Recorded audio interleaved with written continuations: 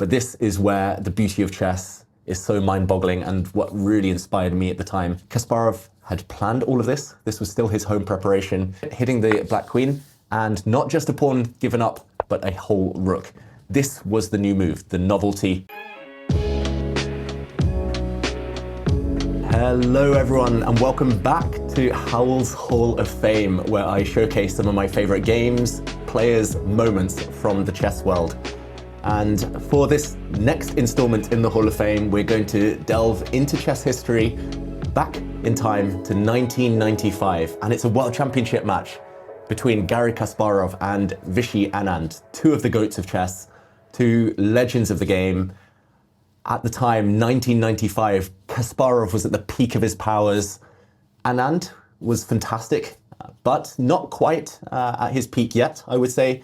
He later became world champion around 10 years later in the mid-2000s, and yeah, never really looked like he would turn back. He's still going strong to this day, Vishy Anand, but Kasparov has retired since then. The reason I've chosen this game is because it had a big impact on me as a budding chess player. I was around 5-6 years old at the time when I first was shown these games by one of my first ever chess coaches. He said, look, you need to follow this player, Garry Kasparov. You need to play like him to be the best. And although I never was able to mimic the style of Kasparov, he was very dynamic, very energetic with his play. It was still inspiring to me as a kid to see this totally different kind of game being played out. I thought chess was just about taking the opponent's pieces, counting your extra pawns at the end of the game and winning like that. That's still how I play to this day, but Kasparov, it was all about power, energy, relentless pressure on the opponents, and that's exactly what we see in this game. Let's jump right in. Kasparov against Anand, 1995 World Championship in New York.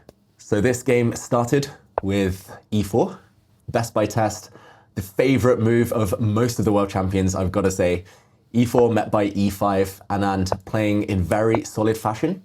A bit of backstory here, as we see this Spanish opening, the Roy Lopez. Kasparov had been frustrated in the first 9 games of this match. The match started with 8 consecutive draws. Kasparov wasn't used to that. He was dominant in the world of chess at the time. He was winning every single tournament he played in by a big margin as well. So Anand had done a great job of frustrating Kasparov.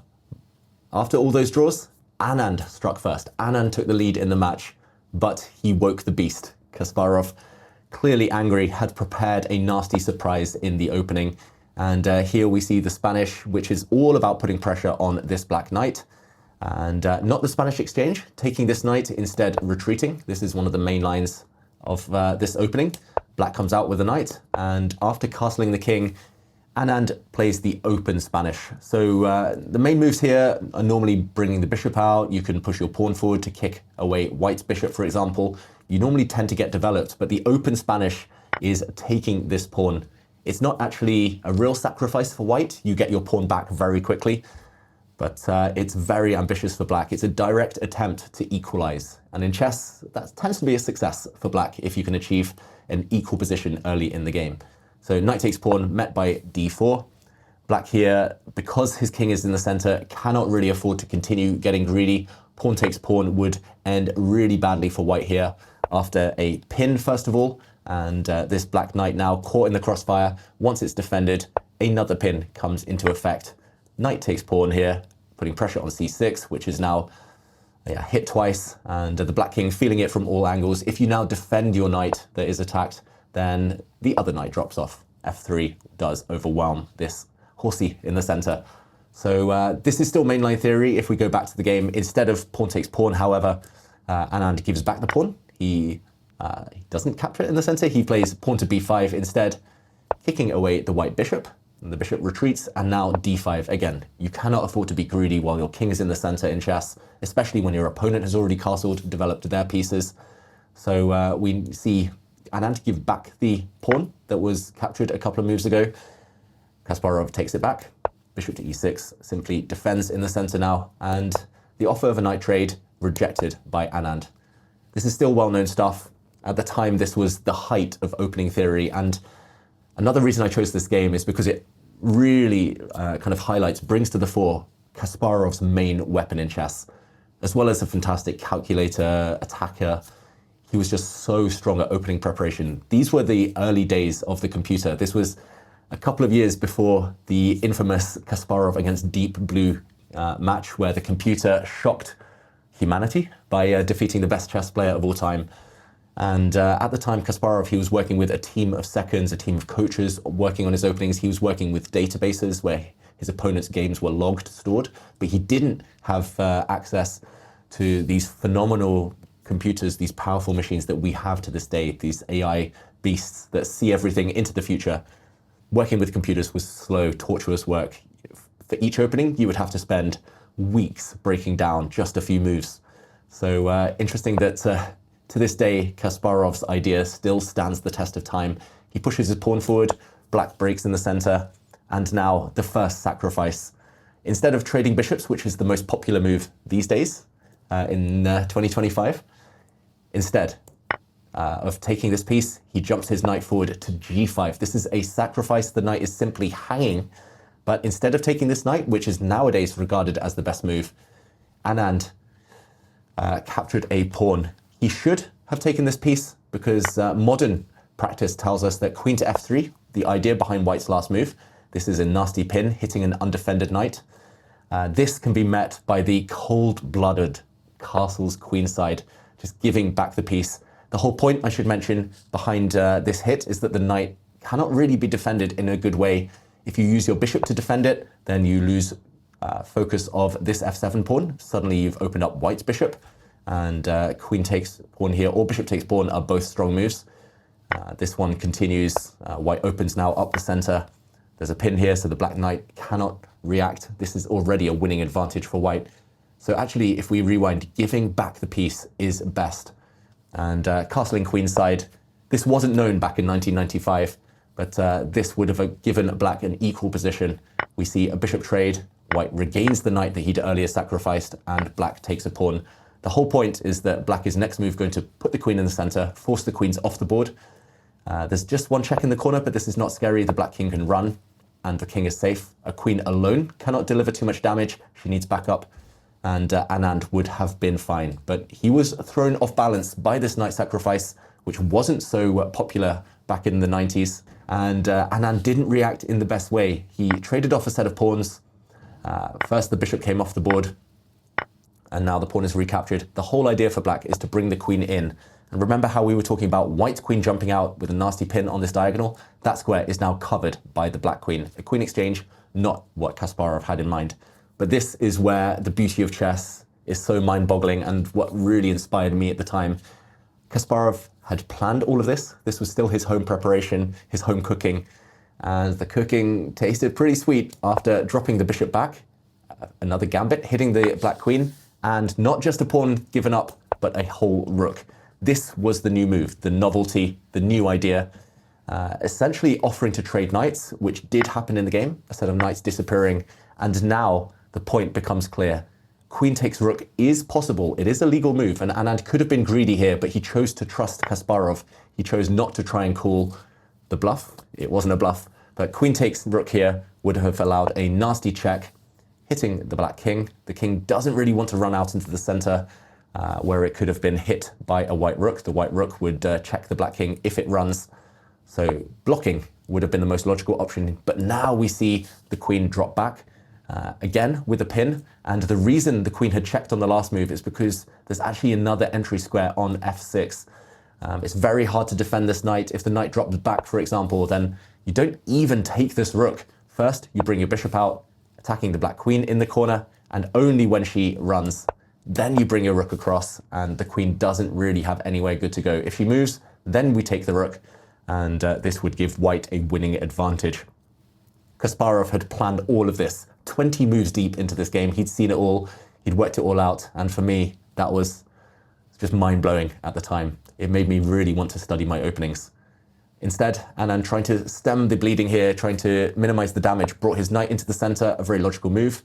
This allowed Kasparov to jump out with his queen, again, giving up this rook in the corner. And finally, Anand decided if he's going to suffer, then he might as well suffer for something. He's about to come under heavy fire anyway. There's nowhere the black king can really hide, nowhere safe, so he decided to take the rook. Kasparov now reacts by taking this pawn with his bishop, and this ensures that the black king will never castle. The two sides now are guarded by this white bishop. The black king pretty much fixed in the center of the board for the rest of the game. Anand decided to bring his rook to the rescue to stop any checks, and now the second brilliant move. Not only a rook sacrifice earlier, but now a bishop sacrifice. He brings his bishop out. This bishop cannot be captured. Again, is poisoned. There's a secret reason as well. There's a hidden attack against the black queen that has suddenly been revealed, and the black queen saves itself. I should mention that, for example, trying to sacrifice the queen here for some material does not work. Black is actually up here. Black has 2 rooks and a knight for the white queen.